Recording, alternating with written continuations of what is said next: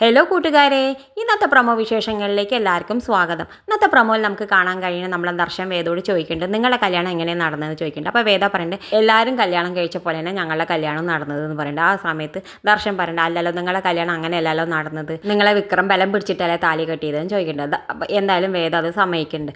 ആ സമയത്ത് നമ്മുടെ ദർശൻ കോടതിയോട് പറയുന്നുണ്ട്, എന്തായാലും വേദയ്ക്ക് ആ ദേഷ്യം കൊണ്ടാണ് അവനെതിരെ സാക്ഷി പറയാൻ വന്നതെന്നൊക്കെ പറഞ്ഞ് കോടതിയുടെ മുന്നേ തെളിയിക്കേണ്ടത്. അത് കേട്ട് കോടതി വേദയ്ക്ക് വൈരാഗ്യം കൊണ്ടാണ് വിക്രമിനെതിരെ സാക്ഷി പറഞ്ഞതെന്ന് പറഞ്ഞിട്ട് വിക്രത്തിനെ വെറുതെ വിടുന്നു. വിക്രത്തിന് ജാമ്യത്തിൽ വെറുതെ വിടുന്നു. എല്ലാവർക്കും ഇത് സന്തോഷമാവുന്നുണ്ട്, കമലയ്ക്കും എല്ലാവർക്കും സന്തോഷമാവുന്നുണ്ട്. പിന്നെ കാണിക്കേണ്ടത് നമ്മുടെ ദർശൻ വേദോട് പറയുന്നുണ്ട്, ഞാൻ ഈ കേസിൽ ഇറങ്ങാനുള്ള പ്രധാന കാരണം നിൻ്റെ അച്ഛനാണ്. നിൻ്റെ അച്ഛൻ പറഞ്ഞിട്ടാണ് ഞാൻ ഈ കേസിൽ ഇറങ്ങിയത്, വേറെ ആര് പറഞ്ഞിട്ടോ അല്ല. നീ ചെന്നിട്ട് എന്തറിയണോ നിൻ്റെ അച്ഛനോട് പോയി ചോദിക്കുന്നൊക്കെ പറയുന്നത്. എന്തായാലും ഇത് കേട്ടപ്പോൾ വേദയ്ക്ക് വല്ലാത്ത വിഷമം തോന്നുന്നുണ്ട്. എന്തുകൊണ്ട് അച്ഛൻ ഇങ്ങനെ എല്ലാത്തിനും സത്യത്തിൻ്റെ ഭാഗം നിൽക്കണ അച്ഛൻ എന്താവശ്യത്തിനാണ് വിക്രത്തിൻ്റെ ഭാഗത്തേക്ക് ഇറങ്ങി വന്നിരിക്കുന്നത് എന്നൊക്കെ വേദയ്ക്ക് അറിയാൻ വേണ്ടിയിട്ട് എന്തായാലും അവളുടെ അച്ഛനെ കാണാൻ തീരുമാനിച്ചിട്ട് അവൾ അച്ഛനെ കാണാൻ പോകുന്നുണ്ട്.